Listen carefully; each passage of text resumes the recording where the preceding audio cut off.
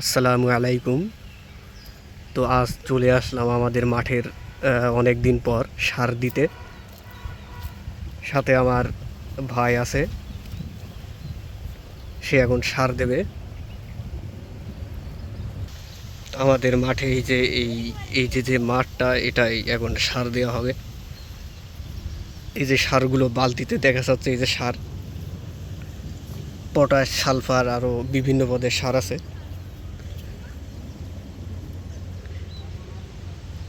তো আপনারা যারা চাষবাস করেন,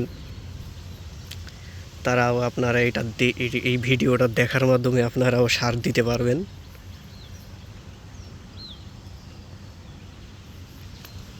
এই যে ফুল, এই জমিটায় এখন সার দেওয়া হবে।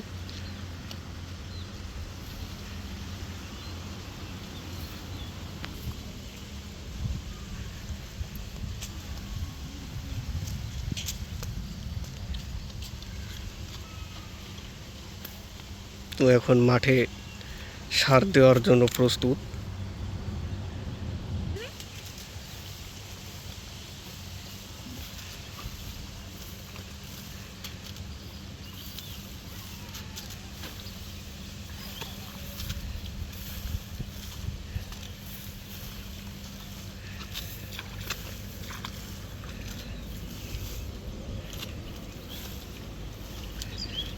তো আপনারা দেখতে থাকুন এবং শিখে রাখুন।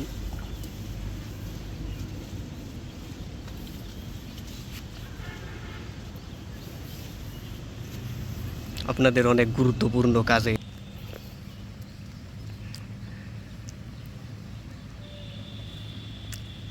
তো আপনারা দেখতে থাকুন যে সারগুলো দিচ্ছে আমাদের মাঠে।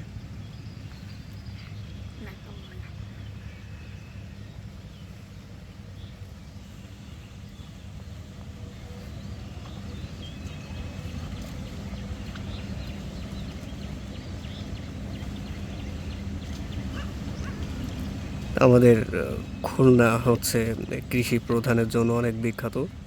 এখানে কৃষির জন্য সবাই আর কি কৃষির উপর নির্ভরশীল অনেকেই।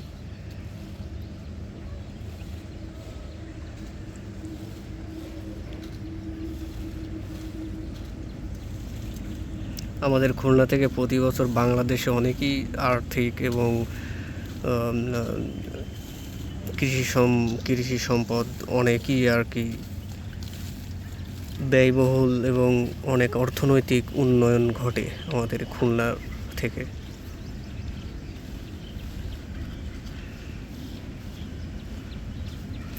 আমাদের খুলনায় শুধু এই যে শুধু জমি না, আরও আছে হচ্ছে আপনার মাছের ঘের আছে। আবার আমাদের এখানে বিখ্যাত হচ্ছে চিংড়ি মাছ অনেক। বাগেরহাটে যেমন ফকিরহাটে অনেক বড় বড় আপনার ঘের আছে, 20 বিঘে, 25 বিঘে, 30 বিঘে। তারপরে মোংলার দিকে যেতে অনেক আর কি আছে হচ্ছে আপনার বড় বড় ঘের আছে, ওখান থেকেই চিংড়ি মাছ আর কি উৎপাদন করা হয়।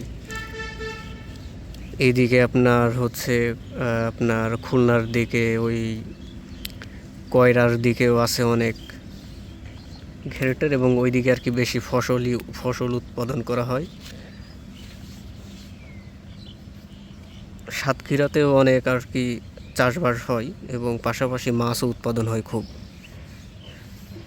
তারপরে আছে আমাদের পাশে যশোর আছে, ওখানেও খুব উৎপাদন অনেক বৃদ্ধি পায় এবং বেশি, খুবই পরিমাণের।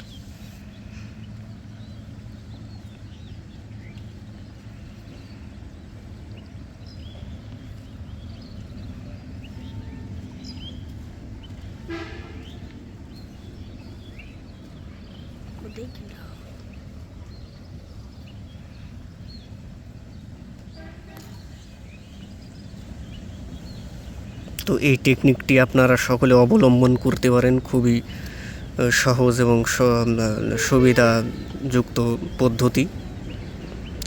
এই পদ্ধতির মাধ্যমে আপনারা সহজেই বিনা কষ্টেই সারটি প্রয়োগ করতে পারবেন জমিতে। আমি অবশ্য তেমন আর কি এই বিষয়ে অভিজ্ঞ নেই, যেহেতু আমার ফুফাতো ভাই অনেক অভিজ্ঞ এই কাজে।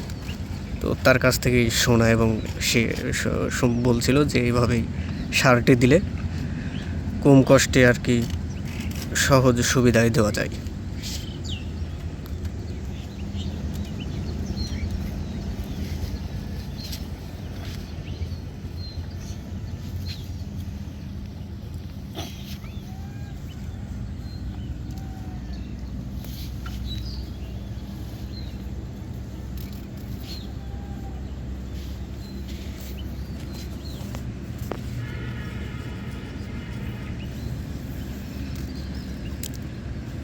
তো আমি পড়াশুনোর